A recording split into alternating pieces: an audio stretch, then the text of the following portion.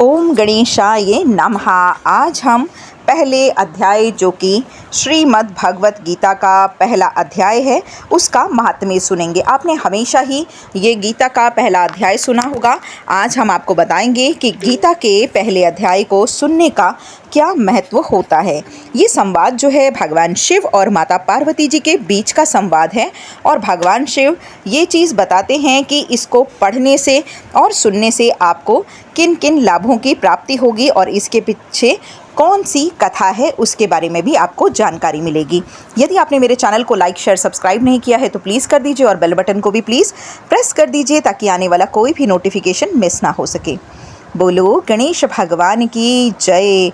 एक समय कैलाश पर्वत पर महादेव जी और पार्वती जी की आपस में गोष्ठी हो गई। पार्वती जी ने पूछा कि हे महादेव, आप अपने मन में किस ज्ञान से पवित्र हुए हो और किस ज्ञान के बल से आपको संसार के लोग शिव कहकर पुकारते हैं और आपके कर्म यह दिखाई देते हैं कि मृगशाला ओढ़े हैं, अंगों में शमशान की विभूति लगाए हुए हैं, गले में सर्पों की माला आपने पहनी हुई है और मुंडों की माला भी पहन रहे हैं। इनमें से तो कोई भी ऐसा कर्म पवित्र नहीं हो सकता। आप मुझे वह ज्ञान सुनाइए जिससे कि आप पवित्र हुए हों। तब भगवान श्री महादेव जी ने उत्तर दिया कि महादेवी सुनो। महादेव जी बोले कि प्रिय, जिस गीता के ज्ञान को मन में धारण करने से मैं पवित्र हुआ हूँ उस ज्ञान से मुझे बाहर के कर्म नहीं व्यापते। तब पार्वती जी ने कहा कि हे भगवान, जिस ज्ञान की आप स्तुति कर रहे हैं उस ज्ञान के सुनने से कोई कृतार्थ भी हुआ है। तब श्री महादेव जी ने उत्तर दिया कि इस ज्ञान को सुनकर बहुत जीव कृतार्थ हुए हैं और आगे भी होते रहेंगे। मैं एक पुरानी कथा तुमसे कहता हूँ तो ध्यान से सुनो। एक समय पाताल लोक में शेषनाग की शैया पर श्री नारायण जी की आंखें बंद कर अपने आनंद में वह मगन थे। उस समय भगवान के चरण दबाते हुए श्री लक्ष्मी जी ने पूछा कि हे प्रभु, निद्रा और आलस उन पुरुषों को व्यापता है जो कि तामसी हैं। फिर आप तो तीनों गुणों से ही परे हैं, श्री नारायण एवं वासुदेव हो।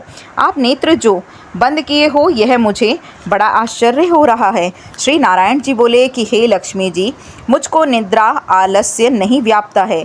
एक शब्द रूपी जो भगवत गीता है उसमें जो ज्ञान है उसके आनंद में मैं मगन रहता हूँ।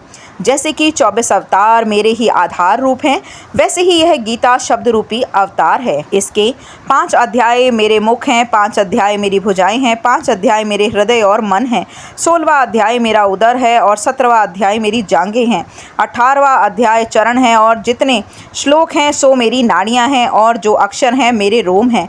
ऐसे जो मेरा शब्द रूपी गीता ज्ञान है उसके भाव को मैं हृदय से विचारता हूँ और बहुत ही आनंद को पाता हूँ। तब लक्ष्मी जी कहने लगे कि हे नारायण, जब श्री गीता जी का ऐसा ज्ञान है तो उसको सुनकर कोई जीव कृतार्थ भी हुआ है। तब श्री नारायण कहने लगे कि हे लक्ष्मी जी, गीता ज्ञान को सुनकर बहुत जीव कृतार्थ हुए हैं, सो सुनो। श्री नारायण उवाच। शूद्र वर्ग का एक प्राणी था जो कि चांडालों का कार्य किया करता था और तेल लवण का व्यापार किया करता था। उसने एक बकरी पाली हुई थी। एक बार वह बकरी चराने को जंगल में गया और वृक्षों के पत्ते तोड़ने लगा। वहां सांप ने उसे डस लिया परंतु तुरंत ही वह मर गया। मरकर उस प्राणी ने बहुत से नरक के भोग भोगे, फिर बैल की योनि पाई। उस बैल को एक भिक्षुक ने खरीदा। भिखारी उस बैल पर चढ़कर सारा दिन मांगता फिरता, फिर जो कुछ भिक्षा मांग कर लाता वह अपने कुटुंब के साथ मिलकर खाता। बैल सारी रात भर द्वार पर बंधा रहता, उसके खाने पीने की कोई भी खबर ना लेता। कुछ थोड़ा सा भूसा उसके आगे डाल देते।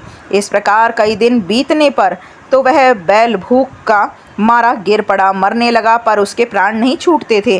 तब नगर के लोग देखते, कोई तीर्थ का फल दे, कोई व्रत का फल दे और उस बैल के प्राण छूटते नहीं। एक दिन एक गणिका आई। उसने लोगों से पूछा कि यह भीड़ कैसी है, तो उन्होंने कहा कि इसके प्राण नहीं छूटते हैं, अनेक पुण्यों का फल दे चुके हैं, फिर भी इसकी मुक्ति नहीं होती। तब गणिका ने कहा, मैंने जो कर्म किया उसका फल मैंने इस बैल के निमित्त दे दिया। इतना कहते ही उस बैल की मुक्ति हो गई। उस बैल ने ब्राह्मण के घर जन्म लिया। पिता ने उसका नाम सुशर्मा रखा। बड़ा होने पर पिता ने उसको पढ़ाया। पिछले जन्म की उसे सुध रही। उसने एक दिन मन में सोचा कि जिस गणिका ने मुझे बैल की योनि से छुड़वाया है उनके दर्शन तो करूं।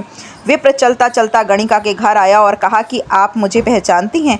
गणिका ने कहा कि मैं आपको नहीं जानती, तुम कौन हो, क्योंकि तुम विप्र हो और मैं वैश्या। तब विप्र ने कहा कि मैं वही बैल हूँ जिसको तुमने अपना पुण्य दिया था, तब मेरी मुक्ति हुई थी। अब मैंने विप्र के घर जन्म लिया है। तुम अपना पुण्य बताओ। वैश्य ने कहा, मैंने अपनी याद में ऐसा तो कोई पुण्य नहीं किया, पर मेरे घर में एक तोता है, वह सुबह कुछ पढ़ता है और उसके मैं वाक्य सुनती हूँ। उसी पुण्य का फल तो मैंने तुम्हारे निमित्त किया था। तब उस विप्र ने तोते से पूछा कि सुबेरे तू क्या पढ़ता है? तोते ने कहा कि मैं पिछले जन्म में विप्र का पुत्र था। पिता ने मेरे सामने गीता के पहले अध्याय का पाठ मुझे सुनाया था और एक दिन मैंने अज्ञानवश गुरु का अपमान कर दिया। तब गुरु जी ने मुझे शाप दे दिया कि जा तू तोता बन जा। तब से मैं तोता बना। एक फंदक पकड़कर मुझे ले गया और एक विप्र ने मुझे मोल ले लिया। वह विप्र भी अपने पुत्र को गीता का पाठ ही पढ़ाया करता था। तब मैंने भी इस पाठ को सीख लिया। एक दिन ब्राह्मण के घर कुछ चोर आए और कुछ धन प्राप्त ना हुआ। मेरा पिंजरा ही वह उठाकर ले गए। उन चोरों ने यह गणिका उनकी मित्र थी और इसके पास लेकर रख दिया। सो मैं नित्य ही गीता जी का पाठ का पहला अध्याय करता हूँ। यह सुनती है, पर जो भी मैं पढ़ता हूँ इस गणिका की समझ में तो आता नहीं। वही पुण्य तो तेरे निमित्त इसने दिया था। सो श्री गीता जी के पहले अध्याय के पहले पाठ का यह फल है। तब विप्र ने कहा कि हे तोते, तू भी विप्र ही है, मेरे आशीर्वाद से तेरा कल्याण हो। सो हे लक्ष्मी। इतना कहते ही तोते की मुक्ति हो गई और उस गणिका के भले कर्म ग्रहण किए।